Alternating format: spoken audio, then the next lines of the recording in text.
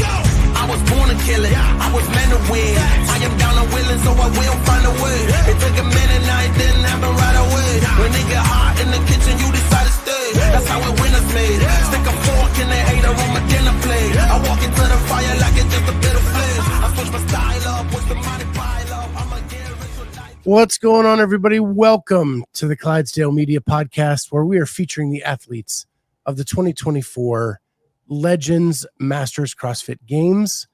And I'm so honored to have with me today Josh Boonstra. Did I say that right? Yeah, you got it. All right. So Josh, you're in the 40 to 44-year-old division. First time to the games. What does all this mean to you? Yeah, it's a huge honor. It's a huge honor. And it I would say honestly it's still kind of a bit surreal to when someone says, "Hey Josh, Josh is a games athlete." That just has a strange ring to it still. So that hasn't fully set in, but I mean, naturally it's a lot of hard work and consistency over time. So yeah, I'm really grateful and huge honor.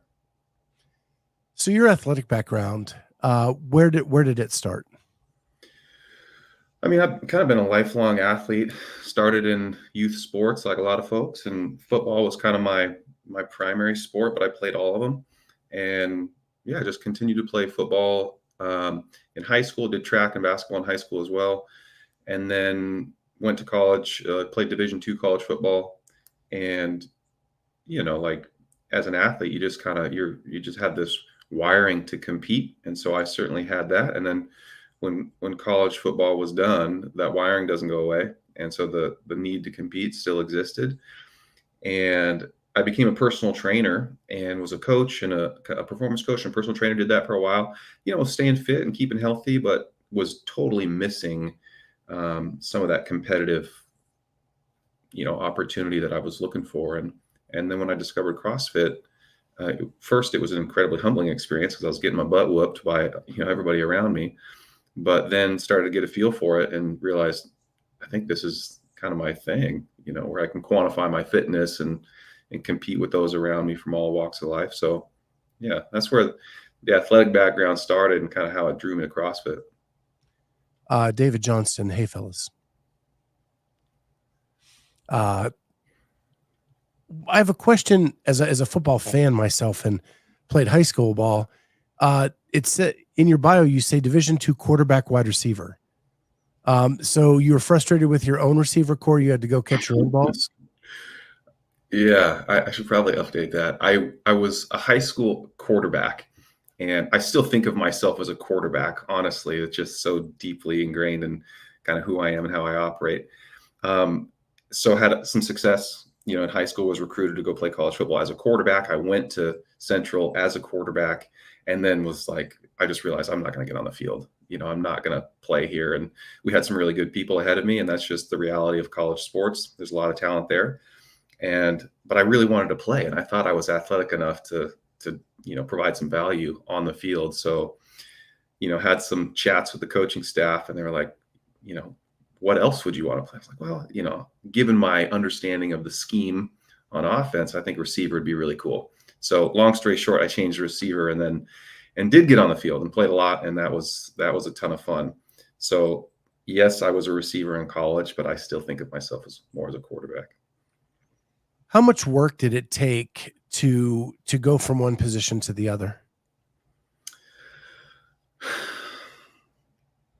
I should say a lot of work, but truthfully, I was a pretty good athlete. And so I was probably more on the athletic side of a quarterback.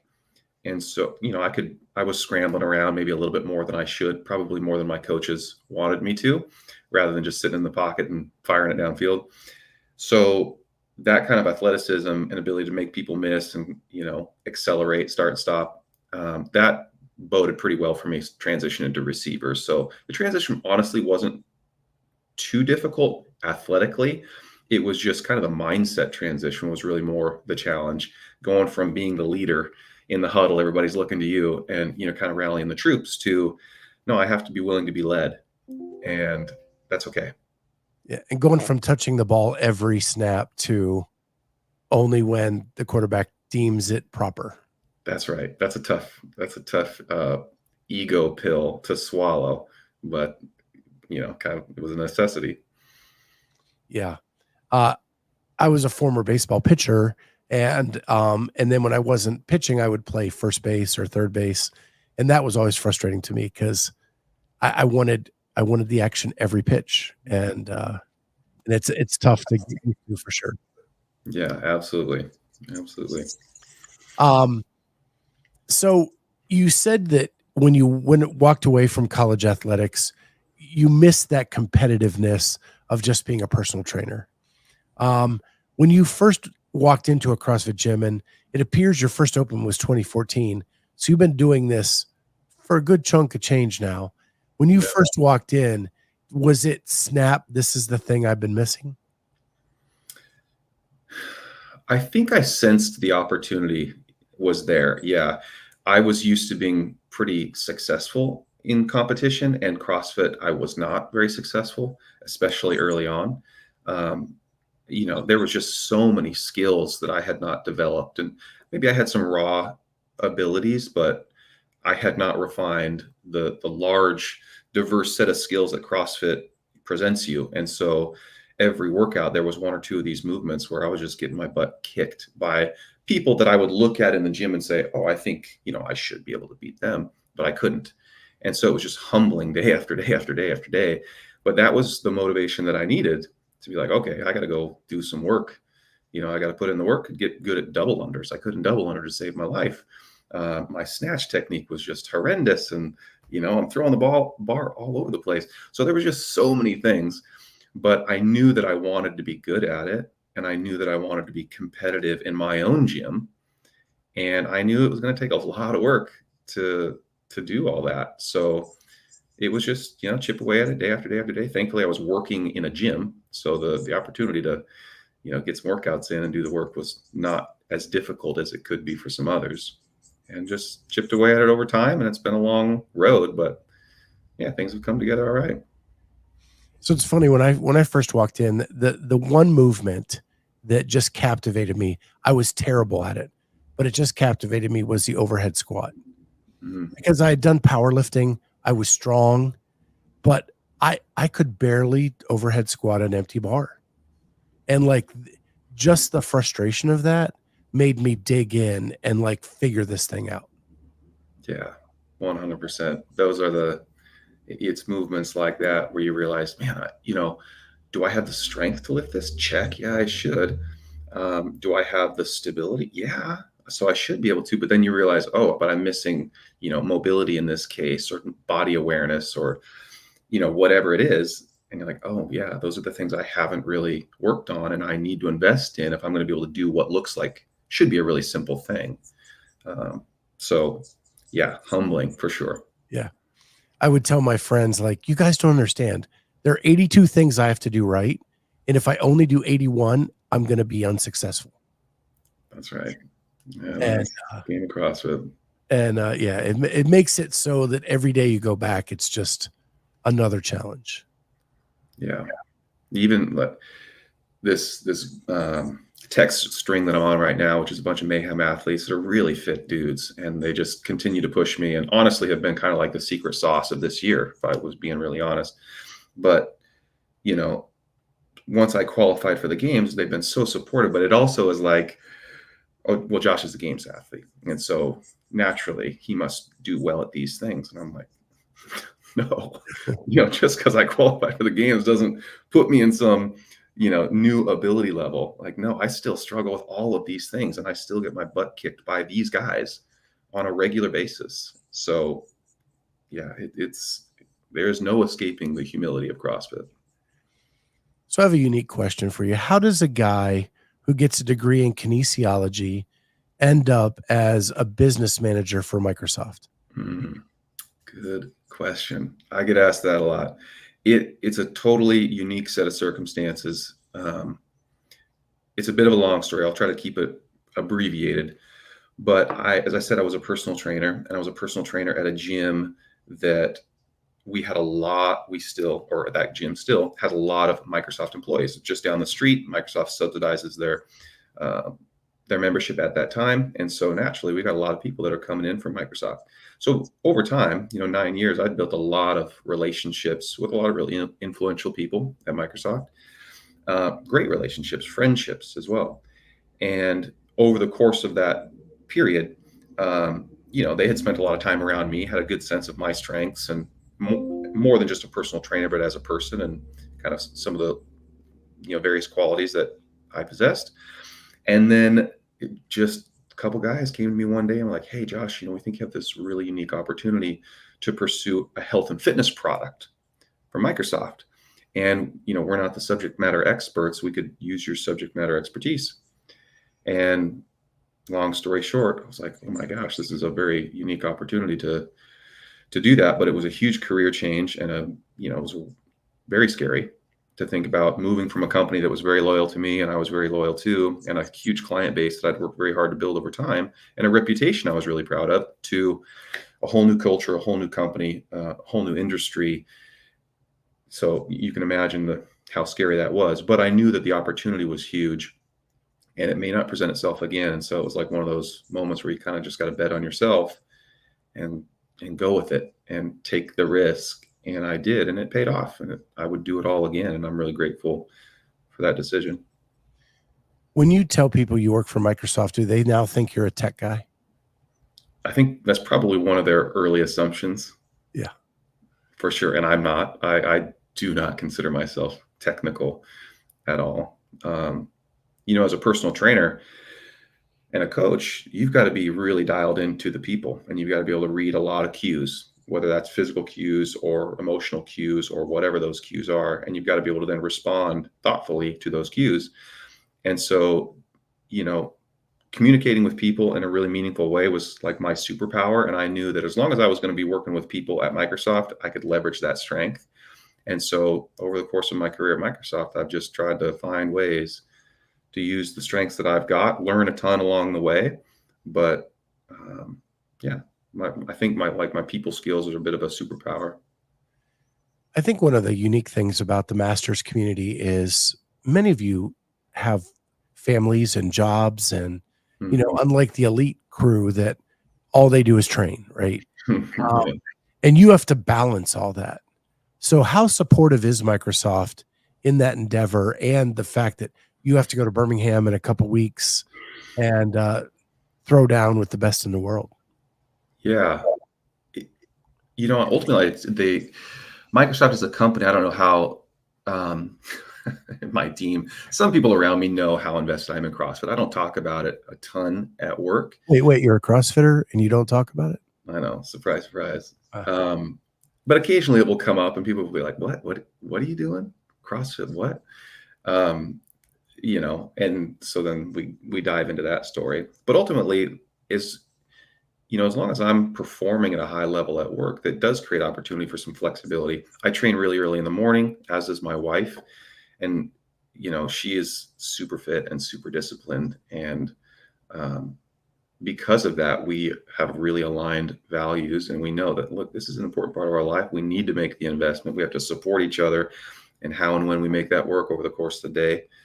And if we weren't as strong and stable as we are as a family, spending hours in the gym just wouldn't really be feasible.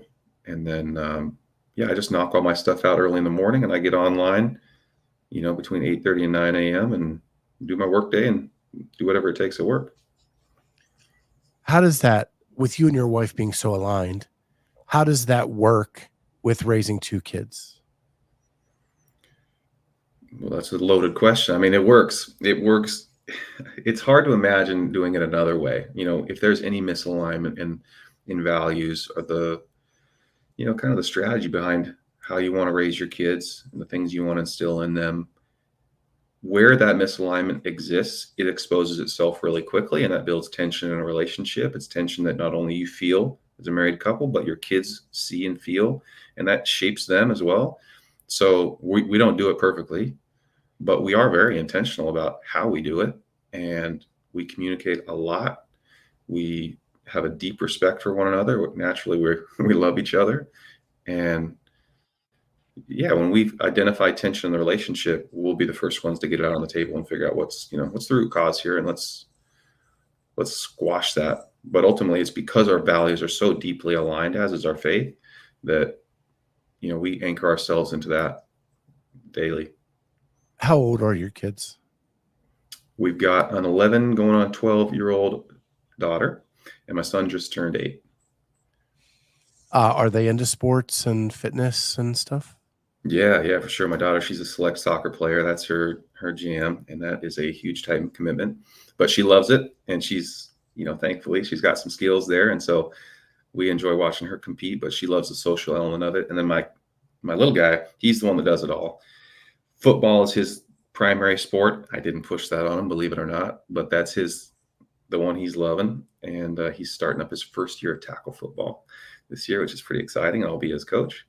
But he does basketball, and we're trying to get him back into soccer and baseball. I mean, he does it all. So it's pretty cool. With all that, it seems like so much to juggle in life. And is that why you train first thing in the morning, to get that out of the way and give you the rest of your day for all the other stuff? Yeah, 100%. If I try to get my workouts in any other time of day, I would build up all the excuses not to do it, just like most people do. And as a personal trainer, naturally you get all the excuses.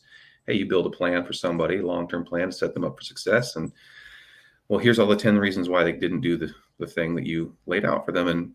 And I understand that those are valid excuses, and I have to identify those in advance and know that, I'm as susceptible to them as anybody else. So I just have to do it first thing in the morning when my motivation is the highest, when my distractions are the lowest, and crank it up, and then leave the rest of the day for everything else. That's still, a big priority.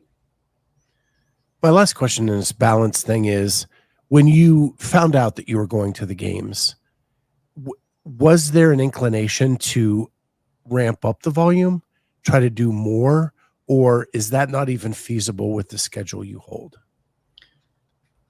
Yeah, I think my instinct was, oh gosh, I'm going to have to do even more.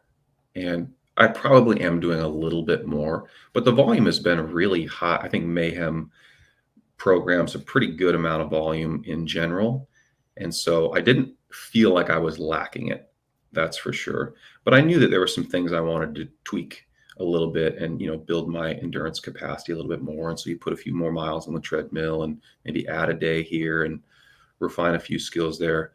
So I knew I was going to do that. And thankfully, I think my wife was more excited than I was when, I qualified. And so she was like, oh my gosh, I'm your coach.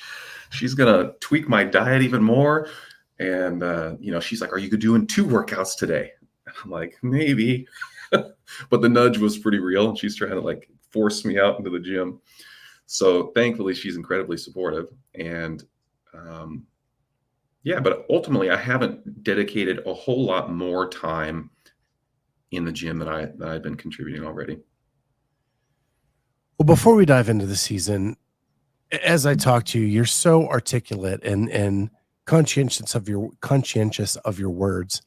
I want to share my screen a little bit here, and I was going through your Instagram and found out you're a songwriter. Oh crap! Yeah. And I'm going to play a little bit of this for the audience. Long time ago,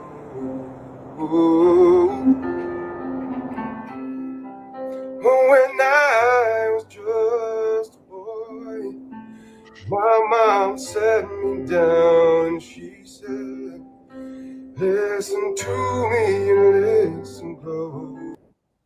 And so I won't embarrass you more than that, but I was awestruck. The words that you put into this music are so awesome. And it shows a lot of contemplation, a lot of faith, a lot of strong just beliefs and morals there, which I was just enamored by. I watched several of your videos, just so you know. Right on. So what is songwriting for you in your life? Yeah, end of question. Gosh, you really pulled one out on me there. I did not see that coming. I mean, it's an outlet like CrossFit is an outlet for me. Where in CrossFit, it's kind of my spot to express my fitness, and songwriting is kind of an outlet to express my feelings. That you should write that down. That sounded all right. I've never said that out loud. Yeah. But yeah, man, we've gone through some, like many, and so this is not unique, but my family and I, we've gone through some really challenging seasons, and we categorize them as seasons because we know that, hey, when the dark seasons are there, the next season will present itself. We don't know when exactly, but there is another season to come. And so that perspective just helps us, navigate life ultimately. But when there is just seasons filled with so much emotion and some real challenges, and when it feels like you won't be able to successfully navigate it, I have to get that out somehow. And so I can go take it out in the gym. I do, but I also need to express all of that in another way. And so sitting down and just writing some words on paper is usually where it starts. I just want to express some things. And then before I know it, they start to rhyme. And then before I know it, I'm like, oh, I think I got a little tune to this. Let me sit down in front of the piano and see if I can plunk away something. And then all of a sudden it just kind of comes together. And I've been doing that more and more over the last probably 3 years, and have got some stuff that I think is cool, and I like, and I'm proud of it. And it's just a good outlet. And I reflect back on it, and I'm like, oh yeah, those words, I remember that season. I remember how valuable that was for me to get through, that particular part of our life. And yeah, they're cool things to look back on.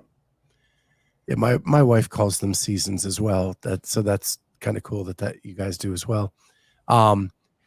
Music and sports are very equal in my love, right? I love music as much as I love sports, and I watch a lot of documentaries on musicians. And so it sounds to me like the words always come before the music. Yeah. First off, I don't categorize myself as a musician like many musicians we're aware of today, but I think the process is pretty similar, between myself and, whoever. Sometimes it is the words that come first. Sometimes it's the tune. And then you're like, that's just a great tune. I kind of want to put some words to that. So it varies. And sometimes the words, they just pour out onto the paper, and I'll have written a full song, in 5 minutes, 10 minutes, where just there was so much built up that needed to be expressed that it just landed on the page in, and it all makes sense, and it rhymes, and it's got some meaning to it. And then sometimes it takes a lot longer, where you'll have one line that you just love, and one line that really captures what you're trying to express. And it packs a real punch, and you want to build around that with something else. And so sometimes it's a little more incremental. Sometimes it just spills out. But yeah, I think all of those are the right way. There's no wrong way. It's funny. I was watching an interview with Billy Joel interviewing Don Henley, and their songwriting styles are very different, but both are considered some of the greatest musicians of our era. Right. And that for Billy Joel, it's always the music first. And for Don Henley, it's always the lyrics first. And Billy Joel says he hears phrases and words, and he just throws them in a shoebox for when he's done with the music to go find inspiration on what the words are based on the feeling of the song. Yeah. And so I don't see. I can totally relate. Yeah. Too much. But I thought it was really cool. The backstories of masters athletes are so much better than regular athletes. You live so much of a life, and it's so fun to dive into this. And so now I want to dive into your season and how we got to where we are today to finish this up. Cool. So you do the open, and you get to quarterfinals, and you finish 92nd in quarterfinals, which is nowhere near what it would take to qualify for the CrossFit Games. Yeah. Then you make this massive jump from 92nd to 24th at semifinals. Can you clue us in as to what happened, what transpired in that short amount of time did you get that much better? Did the workouts fit you better? Were you sick one of the days? What happened there? Yeah, that's such an interesting story. So I honestly, I couldn't even tell you my own history all that accurately. I think so. I've done quarterfinals a few times, and I think I've qualified for semis twice, maybe three times. I would have to look back. I don't honestly know, but I can't even recall if I had done semis before because, honestly, at that point, I didn't have.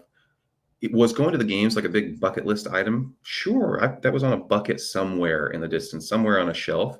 But I wasn't like, hey, this is the year I'm putting all my chips, in the center of the table. I'm going to go for it.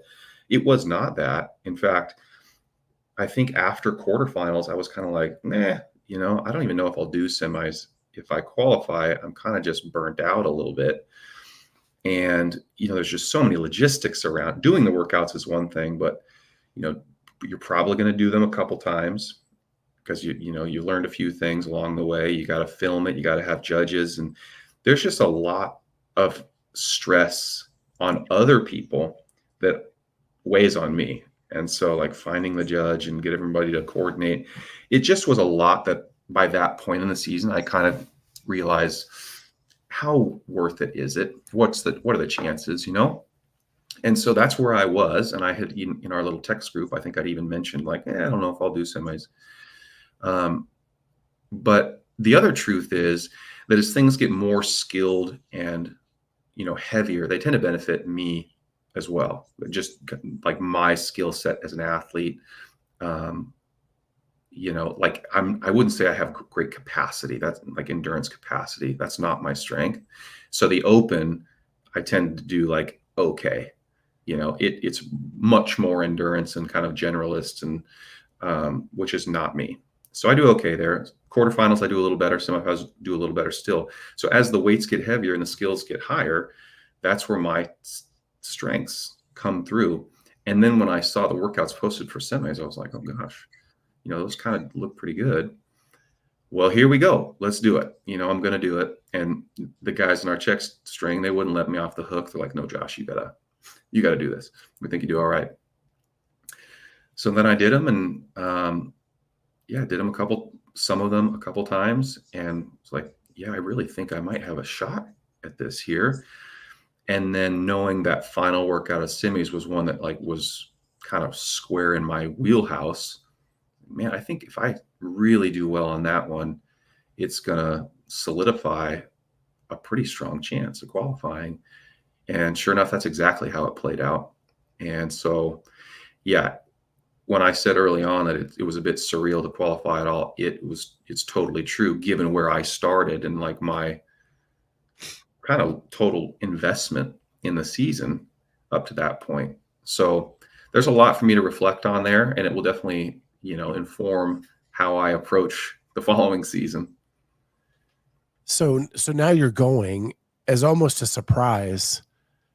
How did it take you long to like get back in the gym and start training, or was it the minute you found out you're like, yes, let's do this, let's go? Yeah, it was totally let's do this, let's go. Like there was no pause. I know my routine and I'm incredibly routine, like very systematic. And so it was just like, I'm not going to not work out today. That's just not an option. So I'm just going to keep doing what I've been doing. And maybe there's a little bit more intensity. Maybe there's a slight tweak in some of the things that I'm doing, but no, it was just like, keep going, keep doing your thing. And it's all, it's been working. So don't fix what's not broken. So what are your realistic expectations at the games? It's really hard for me to even think through. I've never been at a competition of that scale. What I do know is when loads get heavier and there are more workouts and the skills are higher, that benefits me. And I'm more of a well-rounded athlete than I am like a a specialist at any particular thing. I don't see myself like winning a bunch of workouts, but I do think I can do well at a lot of workouts. So that's kind of my mindset is, look, as long as there's a bunch of workouts, the more there are, the more it benefits me. I think the loads are going to be a little bit heavier there. I can move some weight around pretty good. I think the skills are going to be higher demands, and I have confidence in my skill set. So I think as you spread all of that out, the more it spreads, the better it is for me. So I honestly have no sense of how I will finish. I don't put a bunch of stock in where I finish. I do just want to go perform well, soak up the experience, do the best that I can do, have a bunch of fun along the way, meet some great people, and that'll be a win. So you said this is the biggest thing, your competition you've attended since you've been doing CrossFit. So to me, that sounds like you don't have a lot of race experience, but you did play sports your whole life, and you played in college with football, where it is a one-on-one matchup with a defensive back or whatever you're doing, right? Do you think you're going to thrive in the race environment?